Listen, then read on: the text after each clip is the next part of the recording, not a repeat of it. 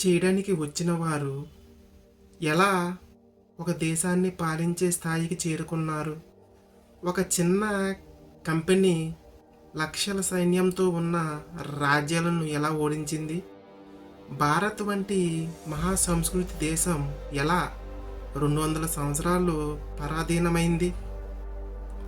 ఈ ప్రశ్నకు సమాధానం తెలుసుకోవాలంటే మన చరిత్రలోని అసలైన నిజం తెలుస్తుంది. బ్రిటిష్ వారు భారత్ను ఒక్క రోజుల్లో గెలవలేదు. వాళ్ళ వ్యూహం, ద్రోహం, ఆర్థిక దోపిడీ, రాజకీయ కుట్రలు ఉపయోగించి క్రమంగా దేశాన్ని ఆక్రమించారు. 1600 సంవత్సరంలో స్థాపించబడిన ఈస్ట్ ఇండియా కంపెనీ వ్యాపారం పేరుతో వచ్చి చివరికి దేశ పాలకులయ్యారు. భారత్ ఆర్థిక వ్యవస్థను పూర్తిగా మార్చింది. సంప్రదాయ పరిశ్రమలను నాశనం చేసింది. దేశాన్ని విభజించి పాలించే విధానం మొదలుపెట్టింది. భారత్ స్వతంత్ర ఉద్యమానికి పునాది వేసింది. నేటి రాజకీయ పరిపాలనా వ్యవస్థలపై ప్రభావం చూపింది. బ్రిటిష్ మొదట సూరత్లో వ్యాపార కేంద్రం స్థాపించారు. లక్ష్యం మసాలాలు, పట్టు వస్త్రాలు కొనుగోలు చేయడం. ప్లాసీ యుద్ధం 1757లో రాబర్ట్ క్లైవ్ సిరాజుద్దౌలాను ఓడించాడు. ద్రోహం మిర్ జాఫర్ సహకారం వల్ల కంపెనీలు బెంగాల్పై అధికారం వచ్చింది.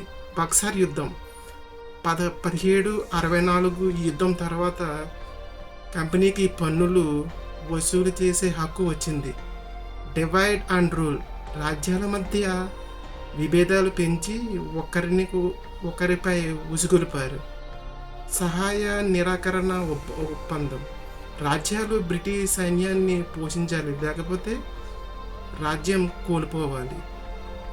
డల్హౌసీ విధానం సంతానం లేని రాజ్యాలను బ్రిటిష్ స్వాధీనం చేసుకున్నారు. భారత హస్తకళలు, నూలు పరిశ్రమలు కూలిపోయాయి. బ్రిటన్ తర్వాత చేసిన వస్తువులు భారత్లో అమ్మారు. అధిక పన్నులు రైతులపై భారం పెరిగింది. భూకరాలు పెరగడంతో రైతులు అప్పుల పాలయ్యారు. సైనిక శక్తి పెంపు భారతీయ సైనికులను ఉపయోగించి భారత రాజ్యాలనే జయించారు. 1857 సిపాయిల తిరుగుబాటు మొదట స్వతంత్ర సమరంగా పిలుస్తారు. ఇది విఫలమైన బ్రిటిష్ పాలకులను కుదిపేసింది. కంపెనీ ముగింపు 1858 తిరుగుబాటు తర్వాత భారత్ నేరుగా బ్రిటిష్ కిరీటాధీనమైంది. రైల్వేల నిర్మాణం వాణిజ్య ప్రయోజనాల కోసం నిర్మించారు. టెలిగ్రాఫ్, పోస్టల్ వ్యవస్థ సమాచారం త్వరగా చేరేందుకు ఉపయోగించారు. విద్యా విధానం ఇంగ్లీష్ విద్య ప్రవేశపెట్టారు. ఇది ఉద్యోగాల కోసం. మతపరమైన జోక్యం స్థానిక సంప్రదాయాలపై ప్రభావం చూపింది. భారత్ సంపద బ్రిటన్కు తరలించబడింది. కరువులు, పాలసీల వల్ల భారీ కరువులు సంభవించాయి. రాజకీయ నియంత్రణ రాజ్యాలను బలహీనపరిచిన ప్రత్యక్ష పాలన చేపట్టారు.